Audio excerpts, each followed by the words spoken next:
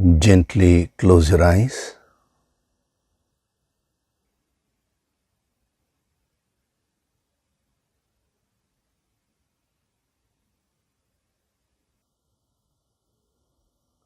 Do deep breathing.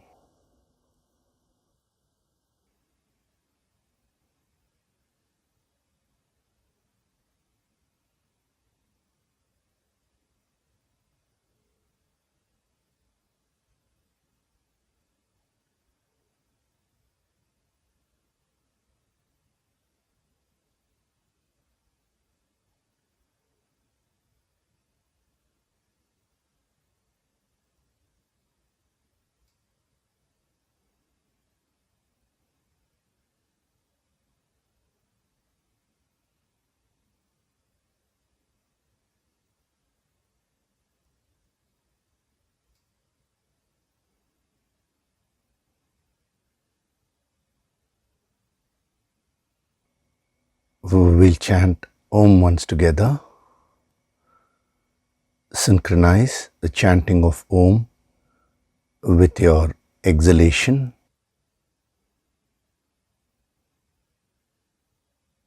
Breathe in.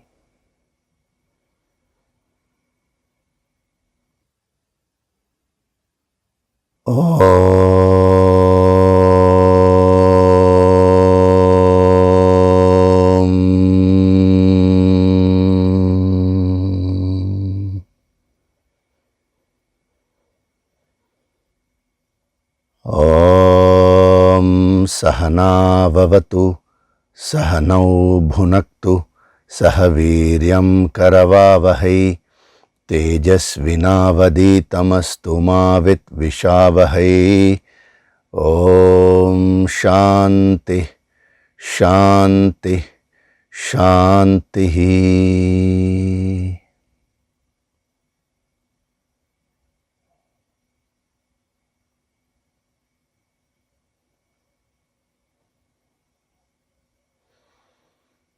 Gently open your eyes.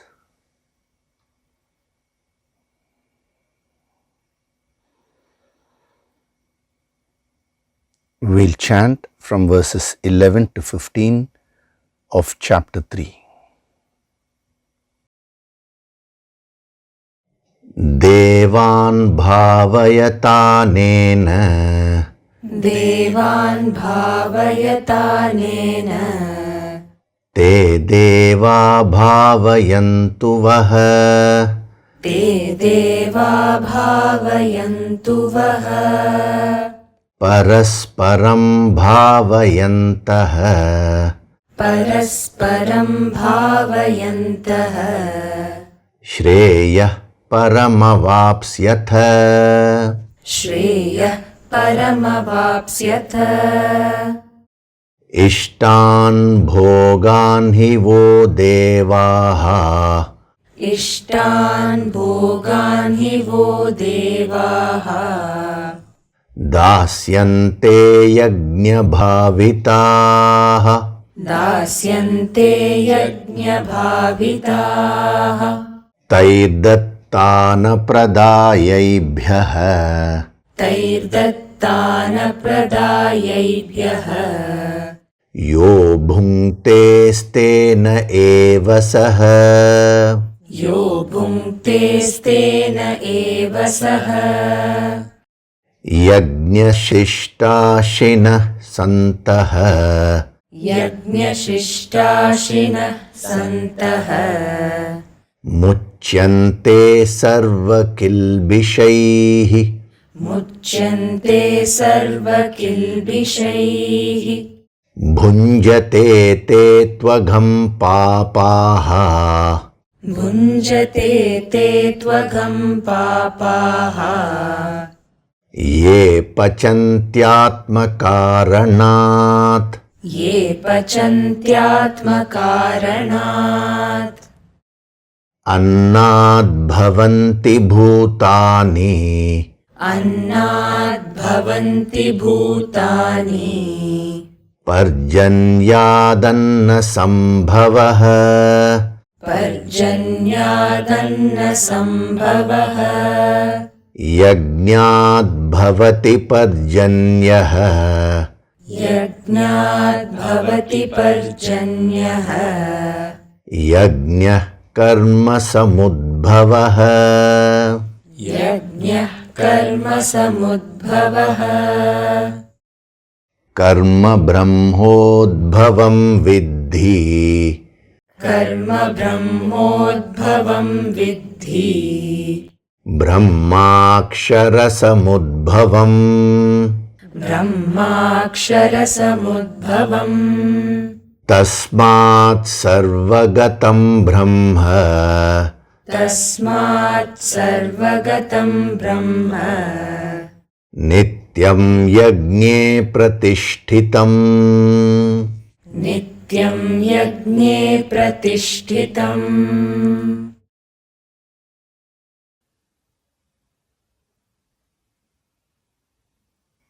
Hari Om, and a very good day to all of you. So in the last few sessions, we have been going into the depth of this principle, Agham, which is used here to represent the Rajasic approach to life,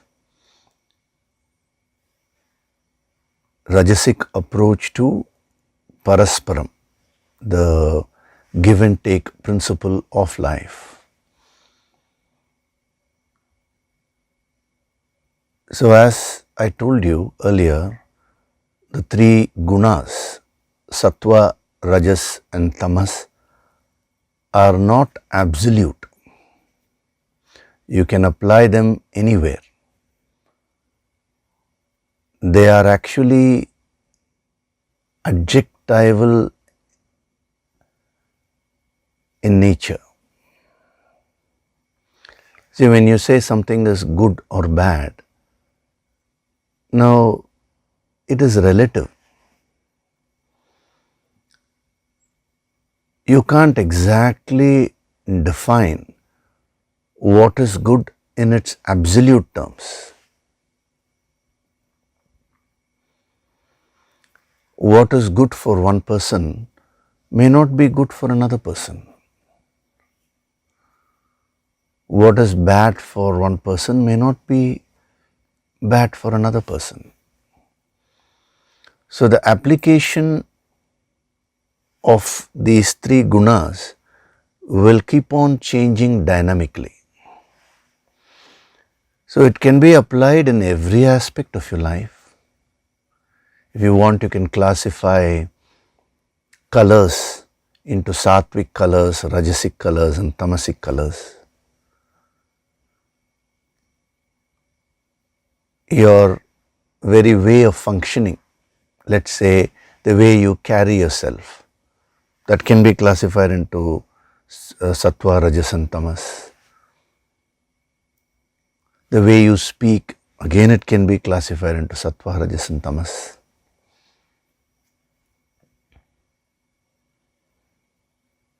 Every aspect of your life can be classified into these three gunas.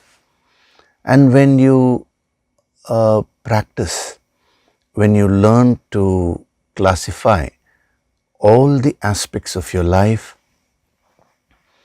with the help of the three gunas, then you gain tremendous clarity. You will gain that spiritual clarity. You will start getting the clarity about what you should choose in life. See, he even classifies later on the food which we eat. Sattvic food, rajasic food and tamasic food. I did cover it in the Kaya Tattva empowerment program, no? And it is not that sattva means it is lifeless. Many people confuse between tamas and sattva. Actually, if you see the definition of sattvic food, it's very interesting. He says that food which is nutritious, which is very tasty, which means all the 6 tastes have to be there. Just because a food is tasty, it doesn't mean it's rajasic. So it's not that sattva means that person will behave in one particular way only. He will not deal with these things in life. It's not like that. You can be sattvic, rajasic or tamasic in business. You can be sattvic, rajasic or tamasic in a skill like cooking. You can be sattvic, rajasic or tamasic in spirituality also. Even when you do your sadhana, you may do your sadhana in a sattvic way or a very rajasic way or even in a tamasic way, in a lazy way.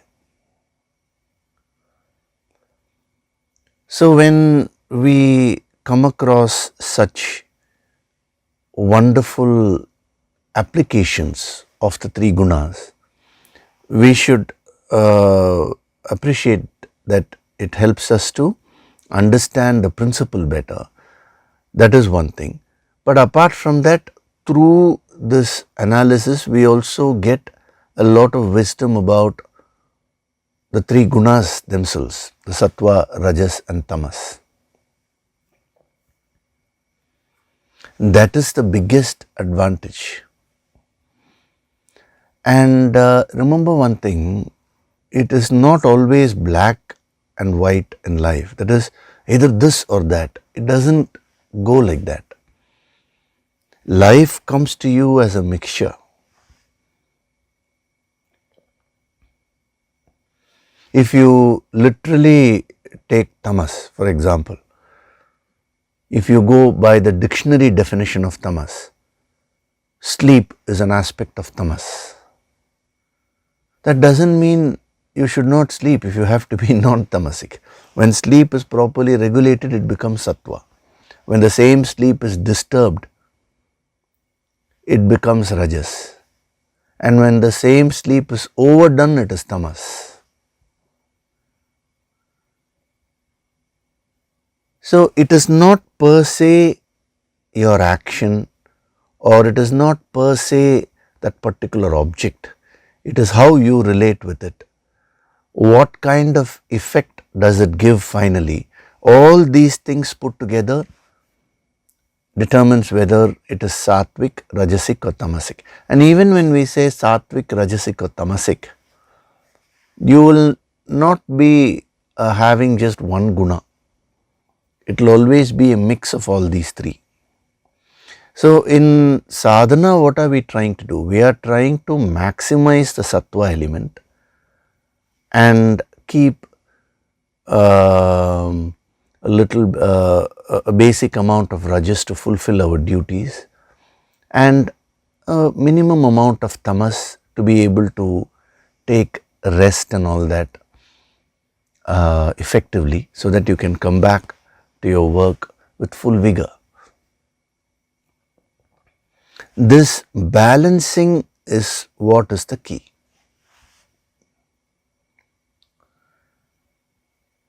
So what did we see with respect to agham?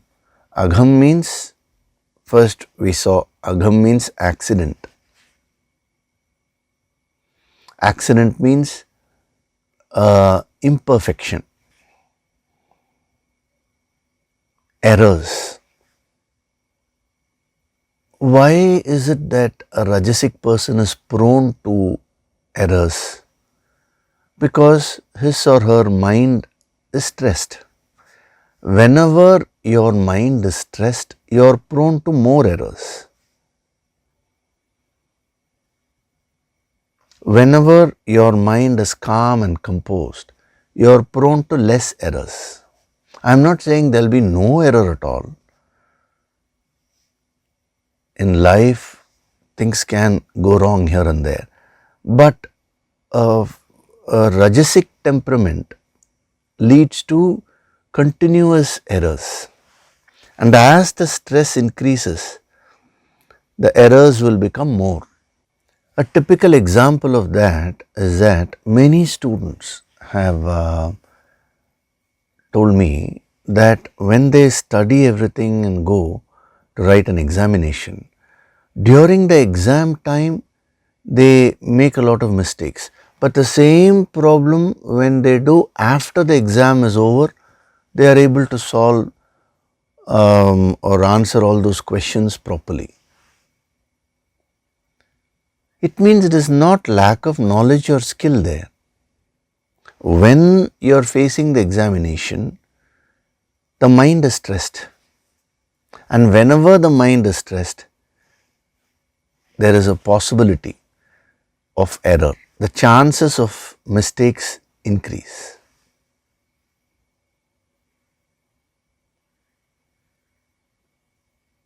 So, if you want to minimize your errors in life, start making your mind more and more calm through sadhana. It doesn't matter what you're doing, whether you're cooking or whether you're into arts or whether you're into music or dance or science, whether you're in physics or biology, any field. We are not talking about the technical aspect of action. We are talking about the mind which is applying itself in that field. Because you have the mind with you, and only with your mind you function in the world. So that is why we say this ancient wisdom has an universal application. It doesn't matter what your profession is, it doesn't matter what stage of life you are in, you can easily apply these principles and get really wonderful results. If your application is proper, is done in a proper way, then you are bound to get good results. If you don't know how to apply, it means your understanding of the principles is, that understanding is not so deep.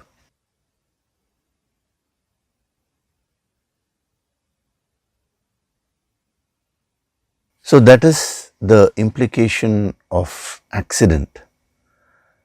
Of course, prior to that, the general meaning of agam is impurity. Then, agam also means misdeed. That is, that deed or action which has missed the mark. We saw a very gentle meaning of misdeed. If you go to the dictionary, misdeed means an unlawful activity or crime that we have dealt with separately. So, misdeed, fault, crime. Agham also means crime. I told you, from the highest standpoint, not being one with the infinite is considered to be a spiritual crime. But from a relative standpoint, a rajasic person is bound to do or is prone to do unlawful activities when pushed into a corner. See, a tamasic person will do unlawful activity. When I say unlawful activities, that's why we combine crime with evil, that is negative activities by choice. That is without any trigger. Supposing a tamasic person wants money, he'll straight away think about how shall I rob another person's money, or what are all the shortcuts I can take in order to get money. Shall I go for racing?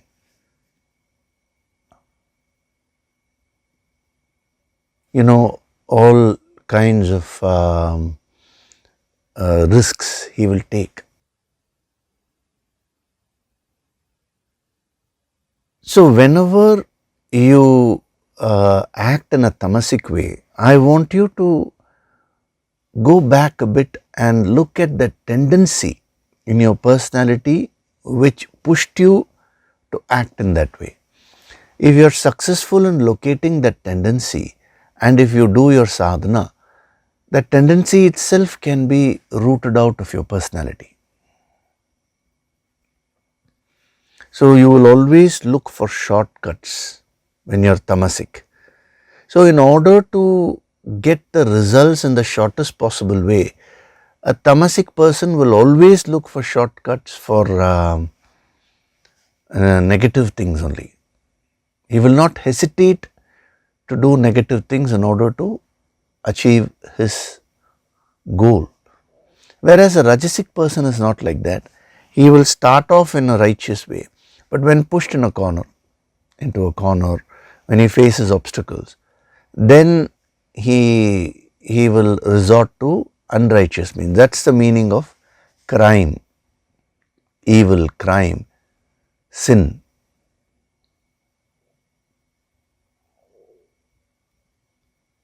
So you will have to observe yourself.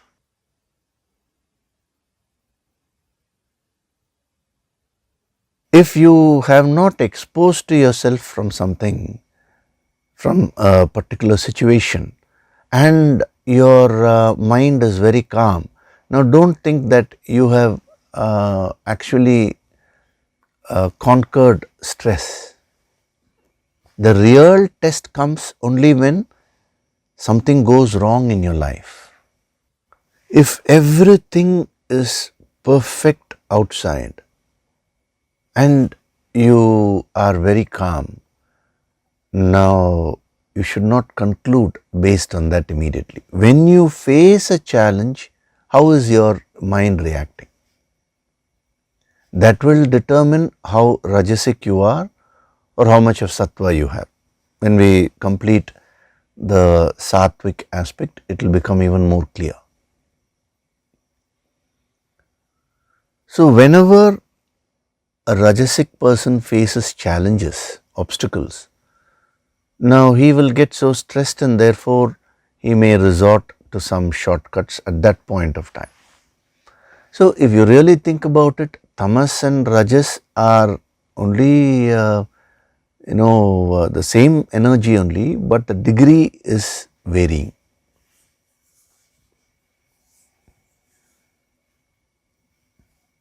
Actually, the energy is one and the same. When it is pointed downwards, it is tamas. When it is horizontal, it is rajas. When it is pointed upwards, it is sattva.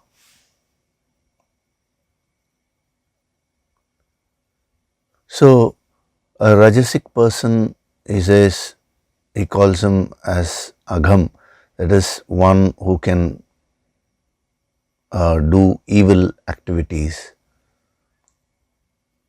crime, sin, but not at the outset. Now, I'll give you two more dimensions of agam which will be very useful to you as far as your sadhana is concerned. That is, agam on one hand means distress. On the other hand, agham also means calamity.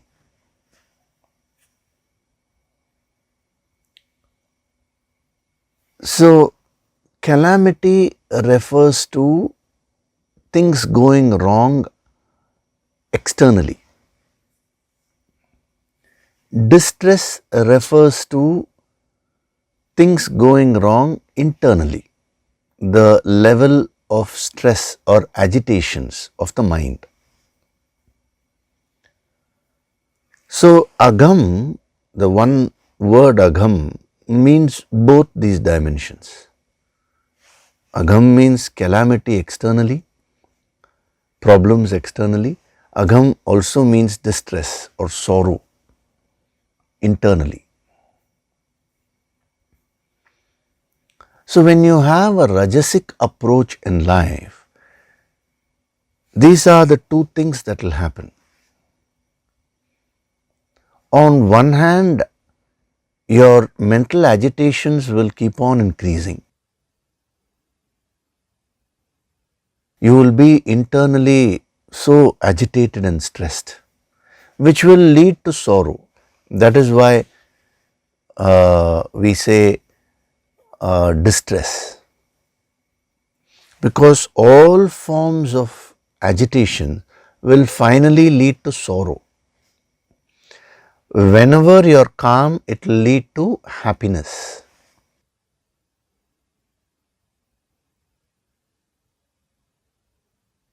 So, this is with reference to your inner life. And agam also means calamity. This is with reference to your external life. So, when you are rajasic, these two things are always possible, at least one of the two. You will be stressed, you will be mentally agitated, and something or other will keep going wrong externally. That is what is referred to as calamity. Here we are seeing this particular dimension, calamity, takes an extreme case of external issues, but that can vary, the degree can again vary. So, in contrast to agham, when we take sattva, a sattvic person will be very calm internally, calm, composed and happy. This is on one hand. On the other hand, he will have the capacity to set things right externally, so he will be able to attract external success effortlessly, with ease. Effortlessly doesn't mean no effort, don't get that point wrong.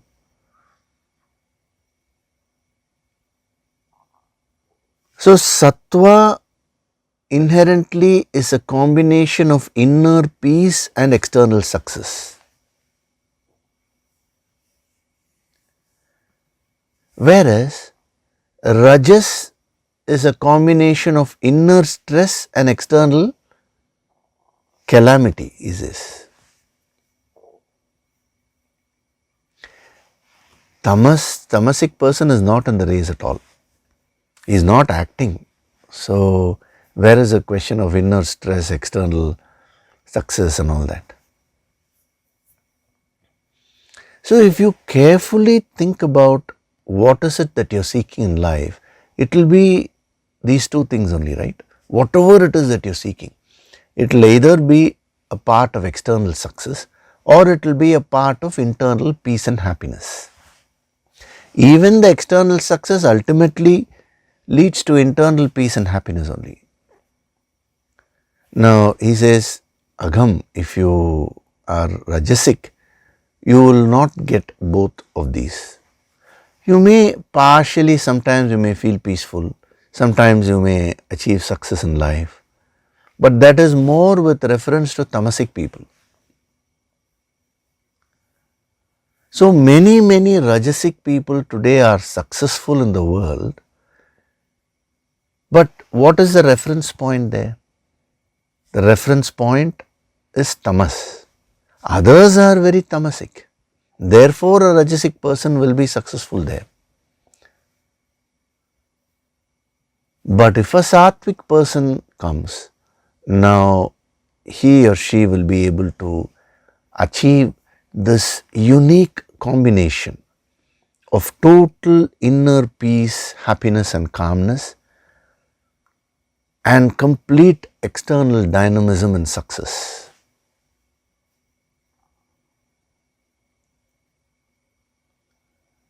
That is what this ancient wisdom is all about. So, a rajasic person will be fluctuating. When it comes to external things, sometimes he may solve, sometimes he may buckle under external pressure.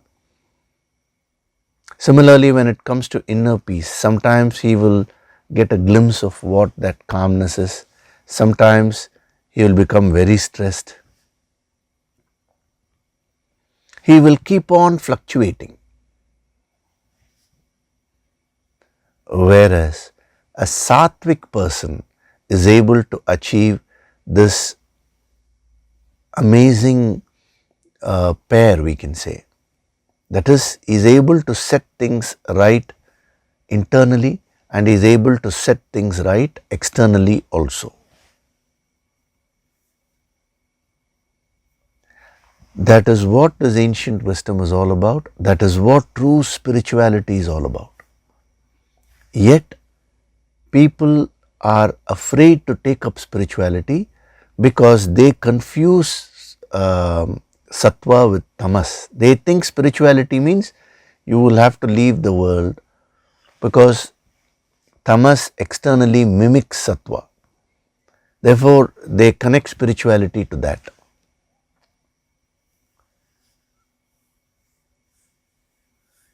So, practically you see in your life, whenever you take up some responsibility, immediately the mind will get into the state of agitations, stress, which will lead to distress or sorrow. And since the mind is agitated, what are the chances of you fulfilling that responsibility in a proper way? You are minimizing the chances.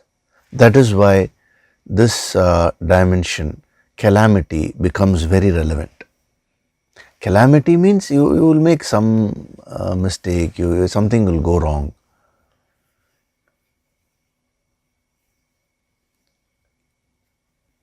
So, in the previous sessions I had given you the other dimensions of Agam. Now, these two dimensions, if we take them together, it will help you to gain more clarity about your own life, because you can divide your life into two aspects, inner life and external life. So, how does the Rajasic approach affect the external life? How does it affect the internal life? Both we are seeing. And in comparison to this, how does a Sattvic approach affect the external life and internal life? So, a Sattvic person will have utmost clarity. So, even when a lot of things are going wrong, a Sattvic person will be able to think clearly what is the best possible action here.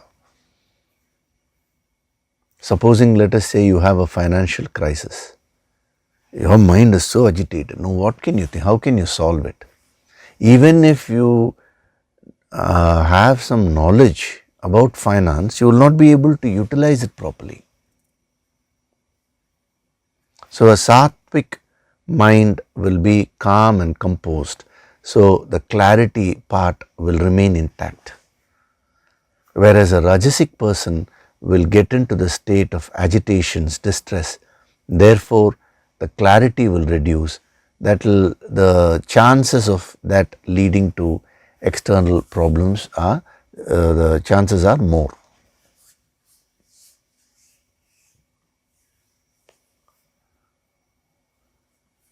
So, in life, if you don't take up so many responsibilities, you are quite peaceful. But that doesn't mean anything. That is not true peace. The moment you take up a few responsibilities, the agitation start. Immediately understand, it means Rajas has started manifesting. And you have to observe your own mind, what is happening. When you are agitated, you should see how your clarity reduces. Your decision making ability reduces tremendously.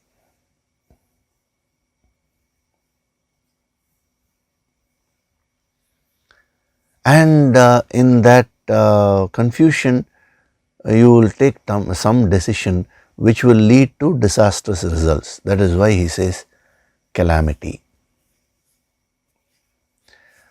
A tamasic person, quotes calamity right from beginning. A Rajasic person quotes calamity after a while. That's the difference. So that is why our yogis say that we should always take guidance in the areas of our ignorance. Where does the guru come into the picture? A guru's mind is very calm, so the clarity is 100%. It's like a chess game, So if you give a guru all the facts, then he'll be able to tell you what is the best move which you can make. See, in the good old days, kings used to go to the gurus and ask them, what decision should I take? What should I avoid? Even in terms of warfare and all that. Businessmen used to go to the gurus and ask them, sir, what should I do? In every field. But actually, the guru will neither know anything about warfare nor may or may not, or about business or about. Then why is it that they sought guidance? Because a true guru has these two qualities. One is the inner calmness, the other is clarity. So if you feed him with facts, supposing a businessman goes and says, these things are there, this is the situation I'm facing.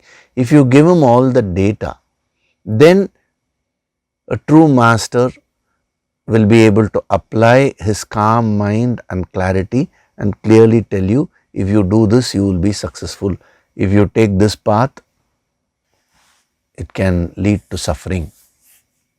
So whether it is business or whether it is, as I told you, warfare in the good old days, whether it is relationships, whether it is success, wealth, whatever it is, it does not matter.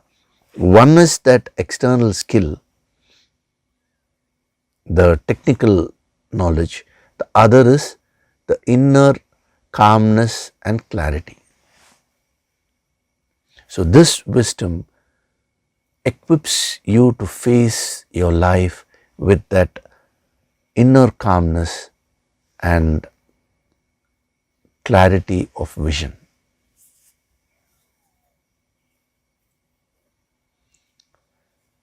So wherever you find the problem is overwhelming you, and that is so important for you in your life, it would be wise to take guidance, because the higher intellect, the master with the higher intellect, and the higher intellect means clarity and utmost peace, that is calmness, will be able to give you some real amazing insights.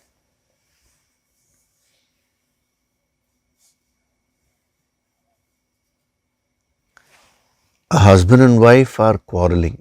They are unable to solve the issue. Why? Because their minds are so stressed. Their minds are caught up. When they take the advice, guidance from a master, he'll be able to say, this is where you're going wrong, this is where you're going wrong. Both of you correct yourself, because ultimately what is your purpose? All that clarity he'll be able to give you.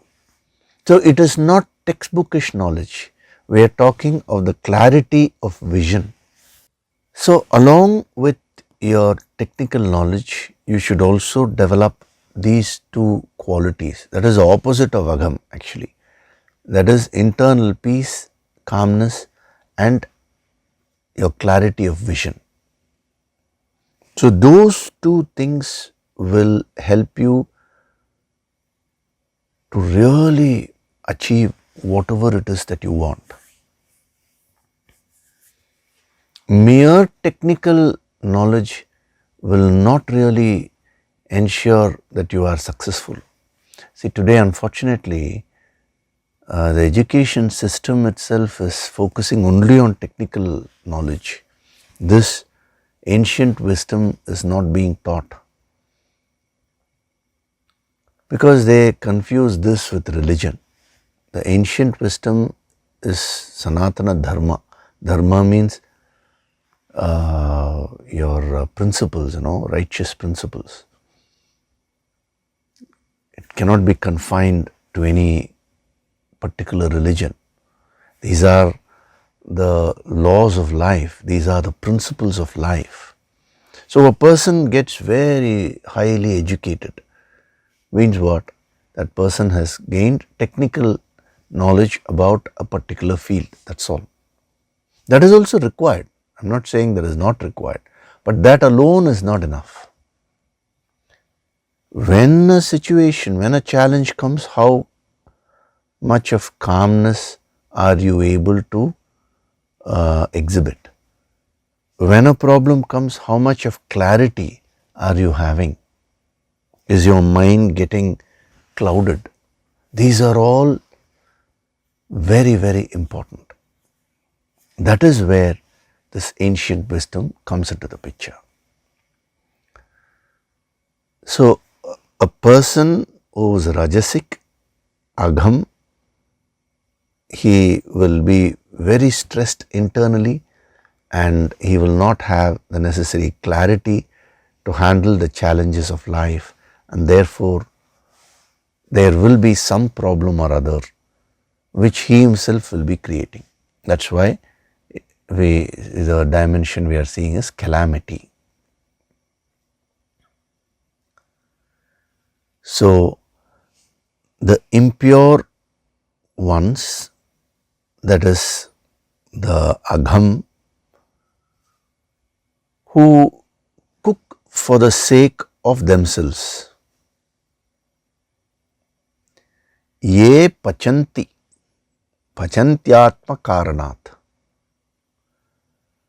means one who cooks for himself or herself. Ye, he has put it in plural. So those who cook for the sake of themselves, atma karanat, atmanah karanat. Such people will eat sin, he says. They will not eat food. This is a very poetic way of putting it. So he uses the word papaha. Papaha means sin. It's those sinful ones, So why is it that you cook? Why is it that you prepare a nice dish? In order to eat, relish it and derive some happiness out of it. But he says no. All that the rajasic person will not get. In spite of cooking and all that, what he or she will eat is only papa, sin, he says. It's a very powerful principle he is giving. So what do we mean by, first of all, one who cooks for himself or herself? Ye pachanti atma karanat. So cooking is a representative of acting. He has put it in a poetic form. So we have to see the practical relevance in our lives now. For example, now if you take Arjuna, now how is this relevant? But those impure ones who cook for themselves, which means Arjuna, if you cook for yourself, you will be eating sin. He will say, first of all, I don't know to cook, he'll say. It's not that. Cooking means action here in this context. So whenever you act, if you act merely for the sake of your benefit, that is tamasic, we saw. If you act with a give and take policy, but the accent is on your benefit, that is rajasic. Now that will lead to papaha, he says. What is the meaning of papaha? We will see that. Philosophically, sin means agitations. Papaha means you are highly agitated, stressed and unhappy. So your own attitude gives you happiness or sorrow. Today you may think your happiness or sorrow is because of external factors. So that person behaved like this to me. That is why I am stressed. I am not succeeding in my life because I didn't get these opportunities. Like this, you are continuously stacking up various reasons for your inner happiness and for your success in life. But what these masters are saying is, first remove that habit of yours to blame things externally for your inner happiness. Take responsibility for your happiness. Right now, we will take that one dimension of sin, papaha. Papaha means agitations philosophically, unhappiness. So when there is something wrong with your attitude, he says you will be unhappy. What that is, we'll see. He uses the word Atma Karanat. Pachanti Atma Karanat means one who cooks for himself or herself. That is, those people who act, who work with a stress on their personal benefit. Accent is on what will I get. Now he says such people will become very unhappy in life.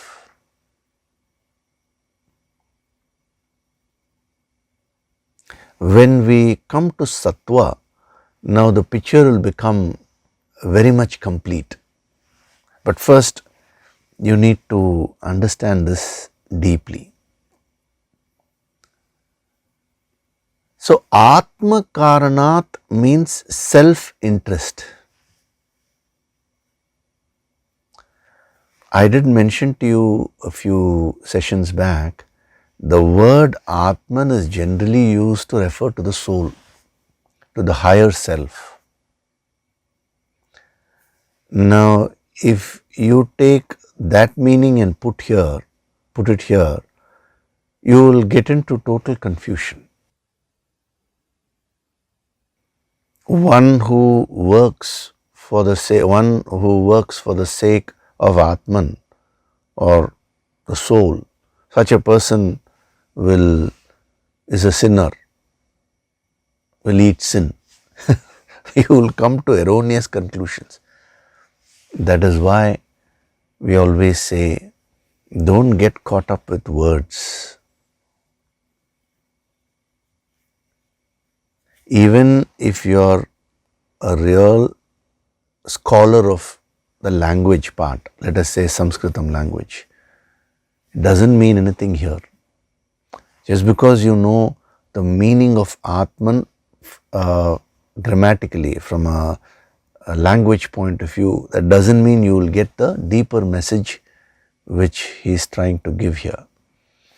Our scriptures are full of such examples where he will use deliberately, these masters will use words in different contexts just to ensure that your accent is not on the language part, but your accent should be in absorbing the deeper message.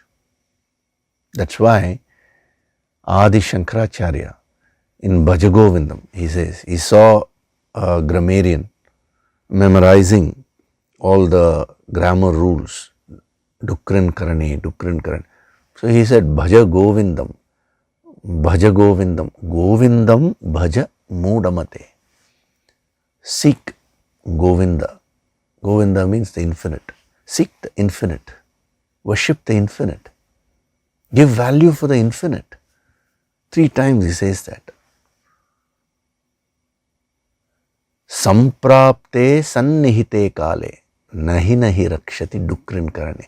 When that appointed time of death approaches you, these grammar rules will not save you. It is the absorption of the deeper messages which these masters are giving, that is what will save you. Samprapte sannihite kale nahi nahi rakshati dukrin karne. This dukrin karne, whatever the grammar rules which you are learning, oh great scholar, he uses the word mudamate. Actually, he is not referring merely to that Pandit there. He is giving a message to the entire humanity. When you focus on the non-essentials, all those things will not help you. The real help you will get only if you absorb the core message. And unfortunately today, people are sticking on to the non-essentials and the core message has got lost. So when we come across such portions, as we are using the yogic approach, where words are used to mean different things in different contexts, especially when words are used to mean opposite things, we should pause there. We should absorb the deeper message. And what is the message there? The message there is, don't get caught up with mere words. The more universal messages, don't get caught up with non-essentials in life.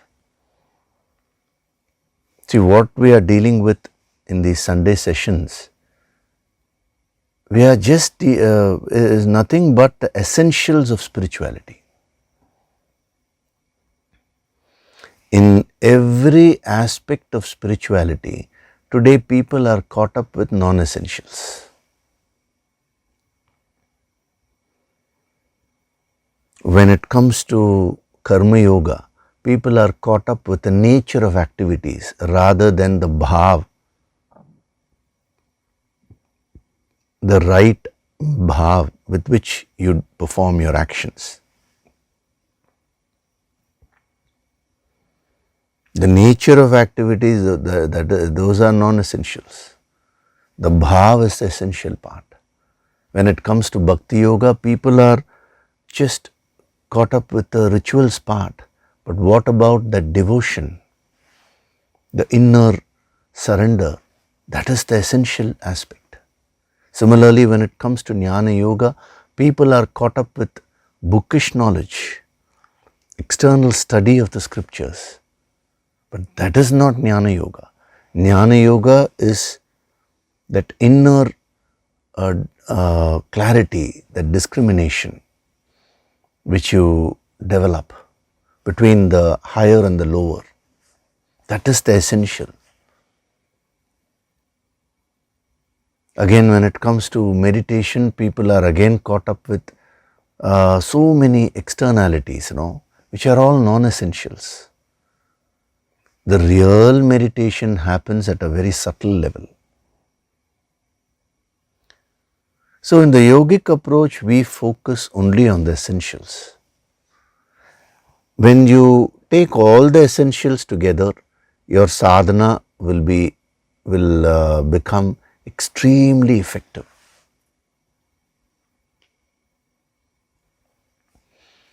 So this is one such portion wherein he is using the word Atman to mean the lower self rather than the higher self.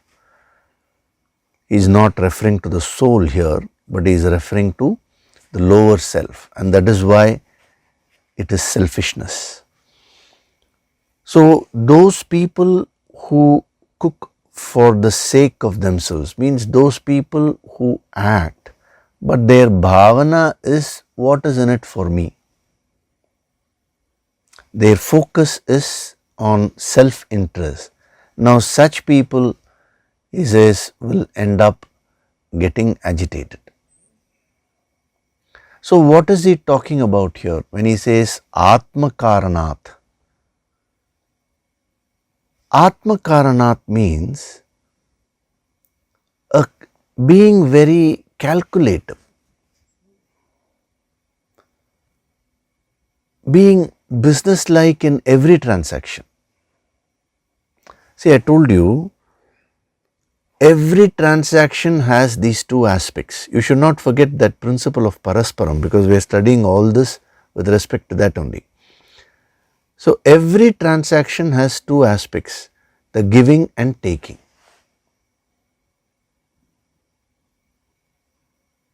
A person who has knowledge of accounts will straight away agree to this, because he will say, correct, even in account every transaction has a debit and a credit. But that is how it is with respect to the accounts of life also. So, there is no transaction which will be devoid of one, that is either giving or taking.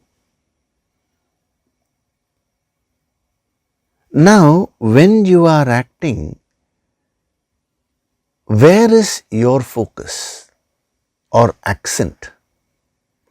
Is it on the giving aspect or is it on the taking aspect? You will have to do both to create a balance in life. But on which aspect are your energies focused on? That makes it rajasic or sattvic. So, a tamasic person is one who wants to only take. A rajasic person is one who wants to give and take, but his accent is on taking. That is what we mean by accident. No, there is an error there. So, the moment the accent is on self-interest, then what happens? Such a person will become very calculative in life, business-like in everything. The focus will only be on personal benefit. In every action, his bhavana will be, what is there anything for me? Is there anything for me? So, when the accent is on taking and not on giving, then since the focus is not on giving, the giving aspect will not be perfect. A tamasic person does not want to give at all. A rajasic person wants to give, but he is focusing more on taking. Therefore, there will be some mistake or error which he or she will commit with respect to giving. And unless the giving and the taking part are well balanced, the transaction will not be complete. So, he will face issues later on. In the book of accounts, they say, no, the debits and the credits have to be matched. No, that is what is a balance sheet all about. So, you have the liabilities, you have the assets, and they match everything. No, so that balance has to be created in life. A tamasic person is imbalanced right from beginning. A rajasic person starts off correctly, but he is not able to balance the giving and taking properly, because his focus is on taking more.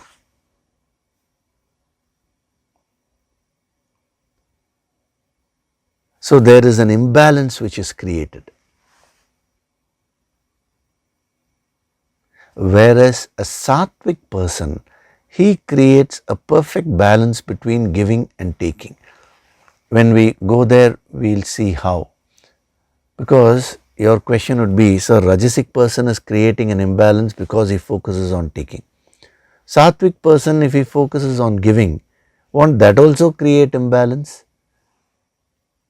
Yes, but that is not the sattvic. When we say a sattvic person focuses on giving, the deeper application is something else. So, you need to understand it fully. When we come there, we will see. First, we will analyze this thoroughly.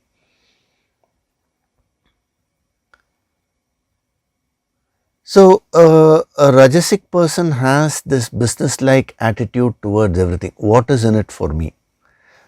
See, the benefits which he is focusing on can be material or it can be immaterial also. That is non-material. Sometimes the benefit could be directly, it could be money, or sometimes it can be something more subtle like name, fame, power, position.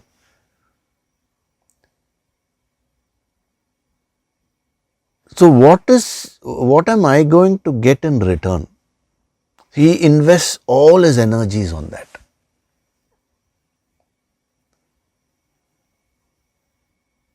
So we can't say such a person is totally selfish like a tamasic person.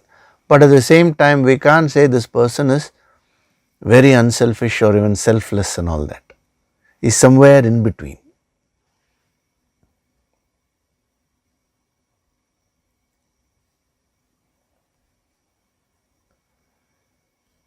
So even when it comes to an action like, let us say, giving, charity, a person wants to do charity. Now, if charity is done in a proper way, it will definitely result in a lot of spiritual evolution, but it has to be done in a sattvic way. In one of the later chapters, he'll be talking of charity, gifts. What is a sattvic gift, what is a rajasic gift, and what is a tamasic gift. He says sattvic gift means it has to be given to the right person who deserves. It has to be given at the right time with the right bhavana. So many conditions are put by Krishna. So even when it comes to an act of charity, the Rajasic person's focus will be on what can I get out of it. Okay, if I do this charity, will I get more name? Will I become more famous as a charitable person? That is what his focus will be on.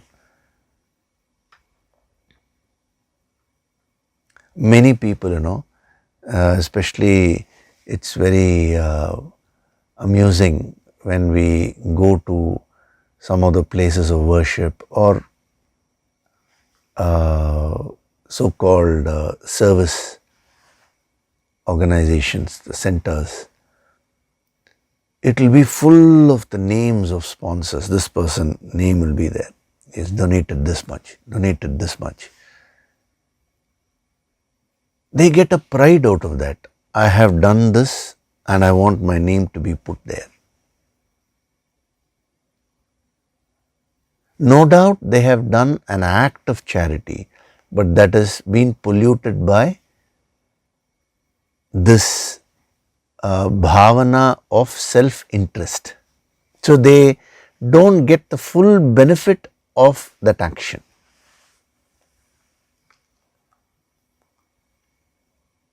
So when a Rajasic person gives, he will not give properly. There will be some issue there because he is focusing on taking. A sattvic person, tamasic person does not give at all. Every time when we are studying one guna, I am also giving you the other two gunas so that your understanding becomes very deep. So there are some people who approach life itself in a very business-like way. There was once a businessman who came to me for advice. He was a very successful business person, but he had some issues with the family. He and his wife came to see me, and what she was saying is, I am not at all happy in our marriage. So to which he was trying to say, what is there not to be happy? I have built such a great business empire and I've given her all the comforts. Why can't she be happy with that? So to which she said, sir, he may have built a big business empire, but my requirements are different. It's not that I don't want all this, but I want some love, some affection. I want to spend some time, What is the point of having all this wealth? He doesn't have time, even 5 minutes time to talk to me. To which immediately he took out his diary, and showed me, sir, just see, these are my appointments. Last Sunday, he gave a time from this time to this time. See what is written. I've written her name, which means I've spent time with her. I ensure, he says. I give in my schedule, I clearly put it that this is a time where, she has been asking, so I will give, and I've spent. But the problem is, when I set aside a time and when I spend time with her, she has nothing to talk. That frustrates me. Something productive we have to discuss now. So to which the wife is saying, sir, it's not about being productive and all that. There need not be anything to talk. We may just even talk about the weather. I mean, it's just spending time with each other. The problem is, for everything he brings his diary, he brings his schedule, a time factor, and he has to have a pakka output. Okay, we have spent 1 hour with each other. What is the output? What is the outcome? The outcome, is it productive or not?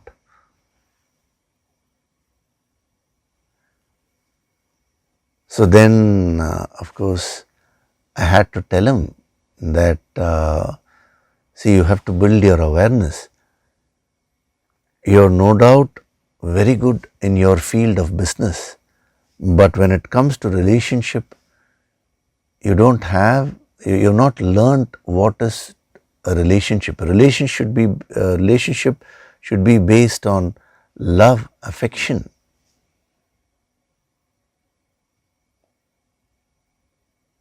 You're viewing the relationship also like how you're viewing your business.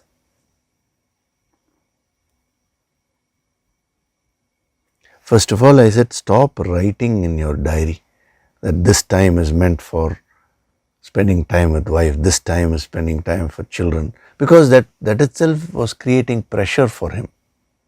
The moment he says from 9 to 10, now I'm going to spend time with my wife. At that time, let's say she gets a phone call or some other. Now he used to get very agitated. He was an extremely intelligent person, When things were explained to him, he realized it. I said, when it comes to your relationship, don't have any specific agenda. Don't look for any particular outcomes. We spent 1 hour. Now what is our target? Before he used to tell her, see, we should have some topic in mind. This Sunday we are going to spend some time from 9 to 10. So you choose a topic and tell me what we want to discuss about. This is how his approach was. So invariably she used to say, I don't want your time. Actually she wants, but she was unable to communicate. I told her also, you should also learn to communicate in such a way that he can understand where things are going wrong.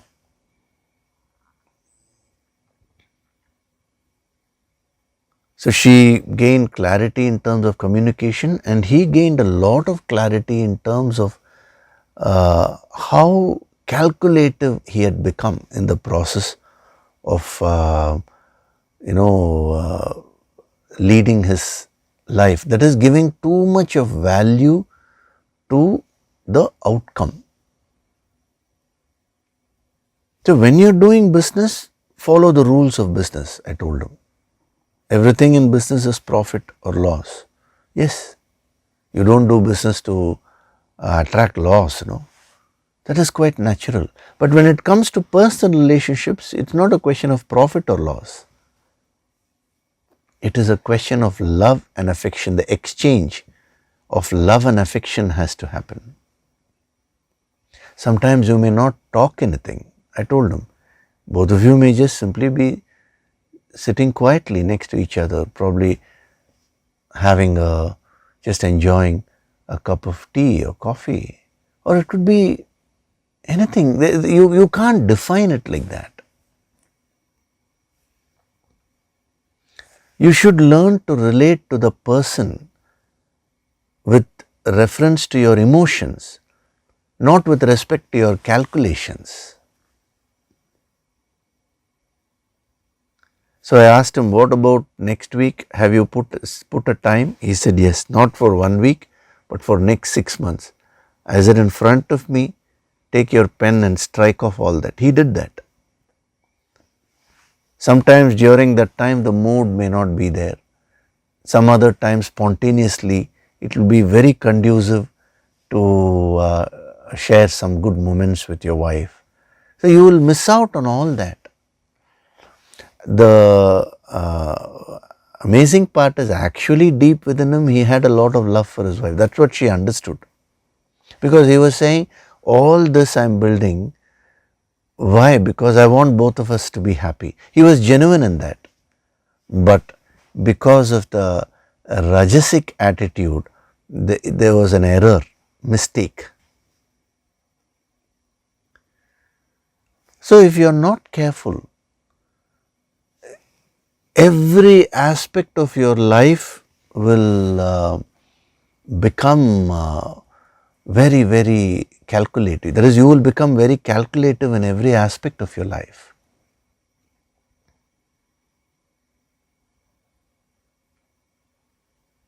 So you should have that clarity where you should be calculative, where you should be liberal,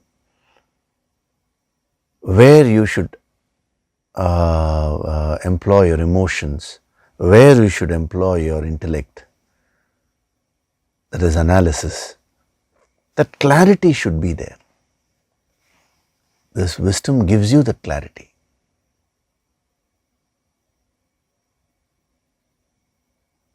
So when parents take care of their children, it should be out of love, choice. You have decided to have children and your son or daughter is there. Take care of them with love and affection, not with an expectation that when they grow up they will take care of me. Then that becomes rajasic. Similarly, from the children's point of view, see, if the children have received a lot from the parents, they should give back that love. That reciprocation should naturally be there. I see many a times, children saying, that was their duty. What about your duty then? So that is from the child's point of view. It should not be, again, just a mere calculation. Life is not mere mathematics. Science is an important aspect of life, so is arts, creativity. Both put together is only life. If you reduce all your experiences merely to pluses and minuses, now you will no longer enjoy your life. So a yogi is one who adapts according to the situation. If a yogi does business, he will do it in a very calculative way, pakka. He will play the rules of the game. Now when a yogi relates to people, he will remove all the calculations and he will pour out his unconditional love. He will constantly keep giving and receiving love.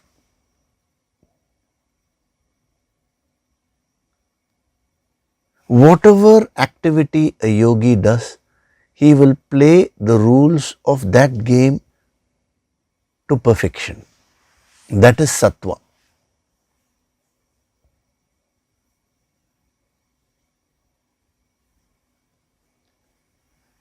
So Atma Karanat means self-interest, being very, very calculative. You know that business man, what he told me was, in a casual way, he was telling me that his brother was there and his mother had some health issue and his brother was not able to solve it. So then I took it up as a challenge, like almost like saying, this is now my target, this is my project. I have to, provide good care for my mother so that she becomes healthy. All those things are fine, but the bhavana with which he was doing was he wanted to prove that he was better than his brother. And this is the target. And sir, he was telling me, in 8 months' time, I achieved my target. What is the target? Mother became healthy. That's what he was saying. I said, excellent, but your bhavana is making, is polluting your action. Do it out of love. Don't see everything as targets. So you have to observe your own mind. In every transaction of yours, where is your focus? If your focus is more on taking, then that is rajas, atma karanat. You may genuinely not want to cheat the other person and all that, like a tamasic person, but the emphasis is on your benefit. It doesn't matter what activity you're doing. We are talking of the internal attitude, the bhavana.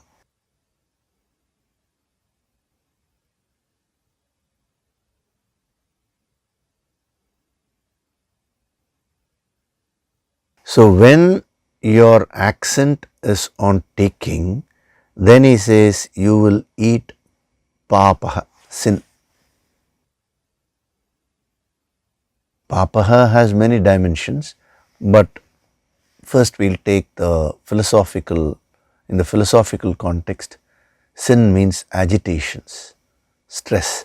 So you will be stressed.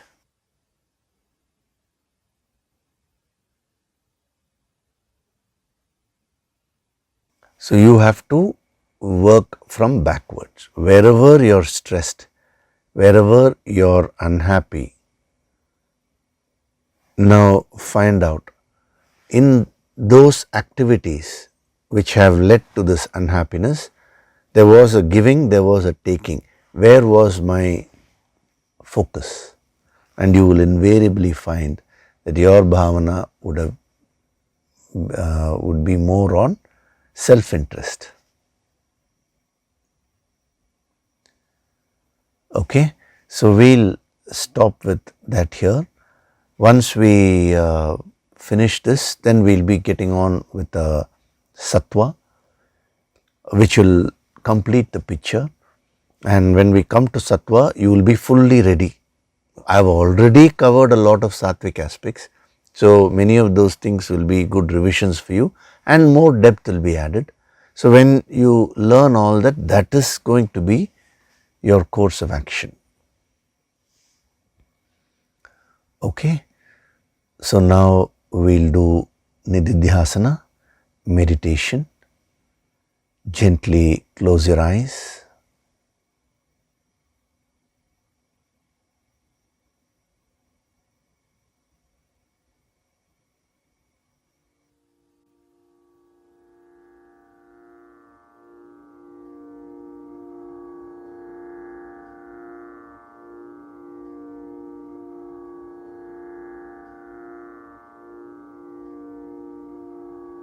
Do deep breathing.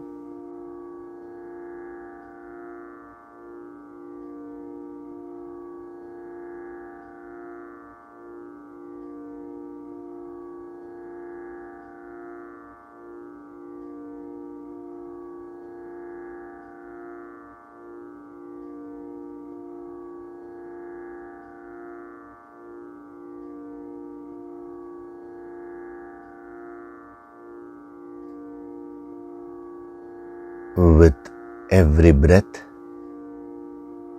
I am becoming more and more relaxed.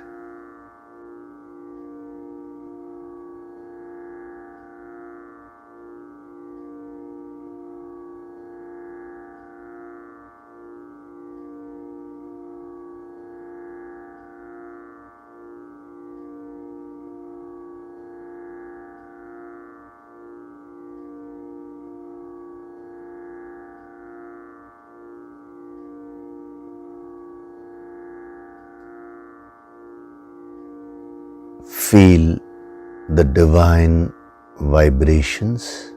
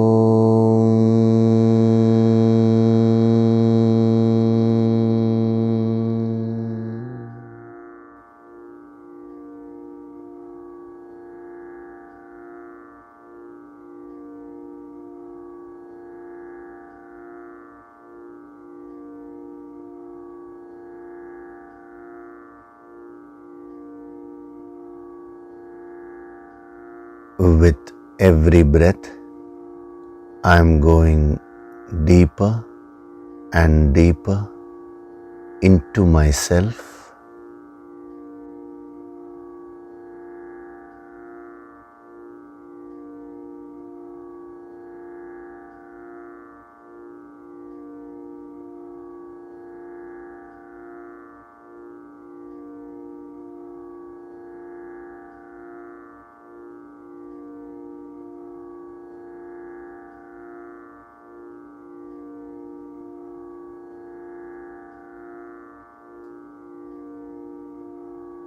Beyond my physical body, beyond my pranas, beyond my emotions and thoughts, lies my real self.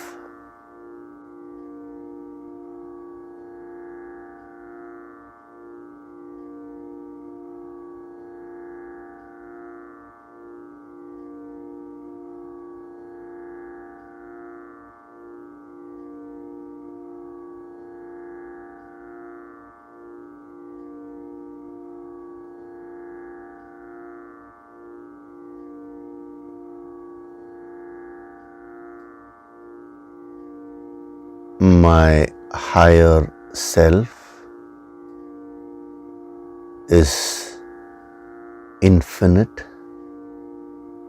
and divine.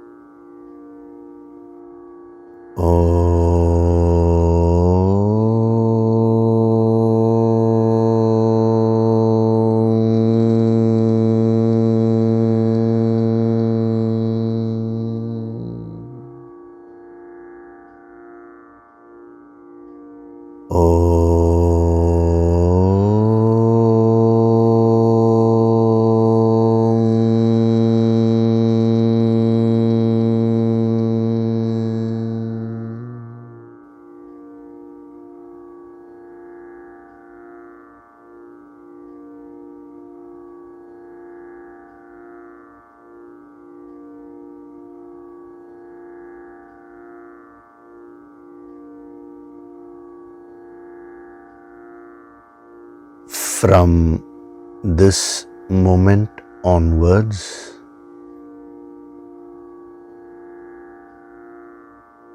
I choose to increase my inner peace and clarity of vision.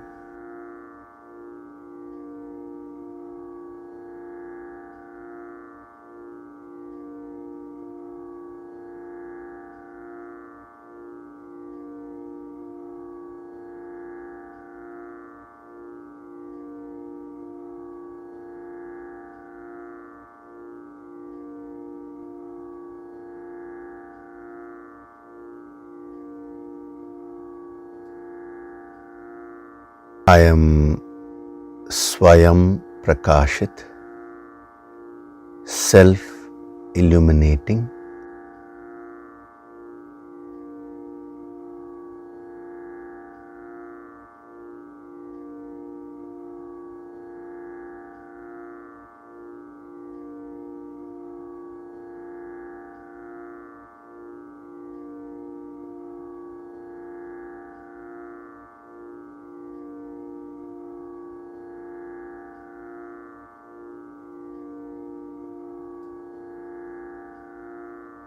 Offer your gratitude to God Supreme.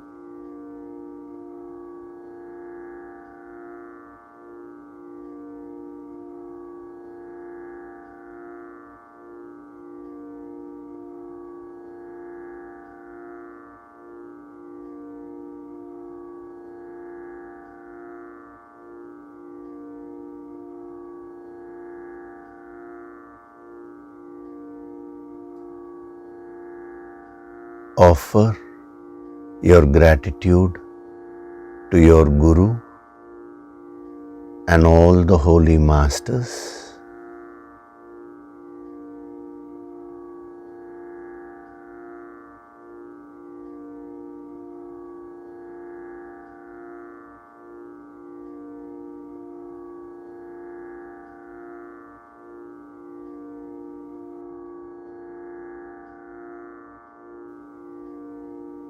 Wriggle your fingers, your toes, open and close your palms a few times. Rub your palms together to create a warmth.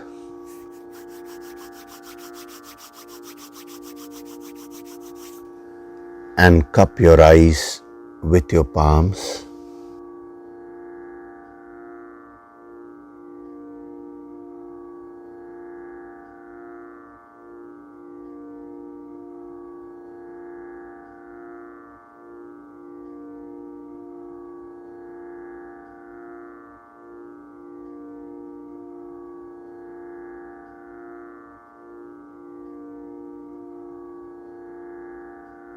Gently rub your eyes, your cheeks, forehead, the top of your head, the back of your head, your neck, and slowly open your eyes.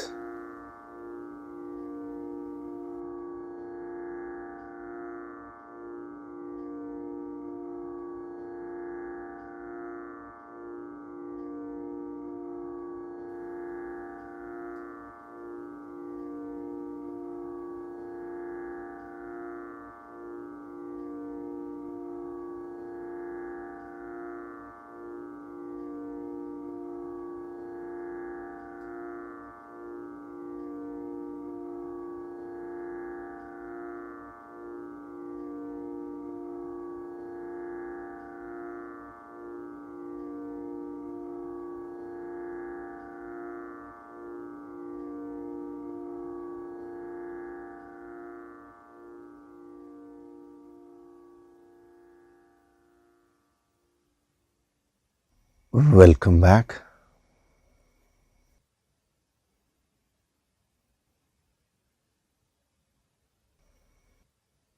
So today, many useful insights have been given to you. So as I told you, all these insights are being given to you so that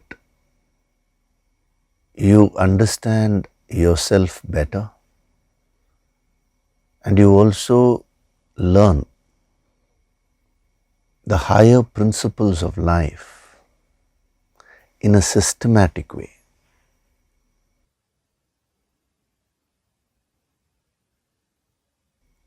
And when you learn these higher principles,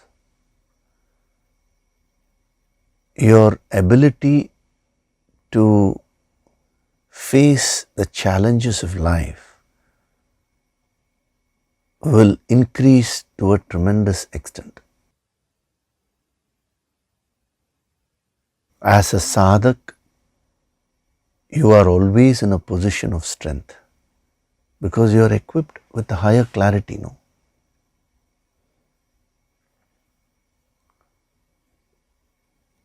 You should first build that self-belief.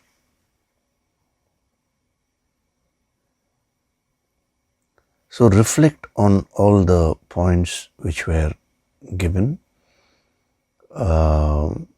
not merely in an academic way, that is one thing, that is the first thing, but then relate it to your personality and see how Rajas is functioning within you. Whenever we are discussing the various aspects, I'm also been giving you practical examples so that it becomes easy for you to apply it in self-analysis.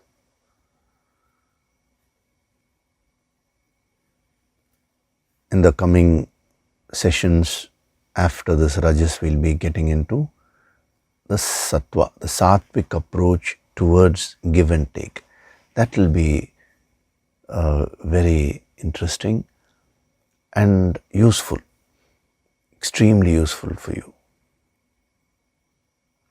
Okay? So I'll see you in the next session. Thank you very much. Hari Om.